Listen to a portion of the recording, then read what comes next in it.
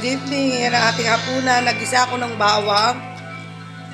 Bawang yung taba, pinaano ko yan. Nagmatika ako sa sarili niyang mantika. Meron akong sibuyas at hibi.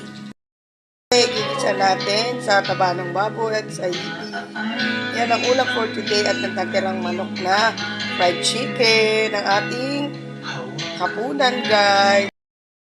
Sinakutsa ko na ang baboy sa sibuyas at bawang. Ilalagay na natin ang next gulay.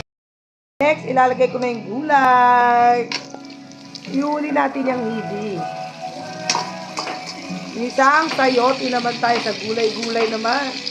May isda akong galunggong kanina sa pinirito. Ipapatlag ko sa hapunan mamaya. Ayan. Aray ko, mainit.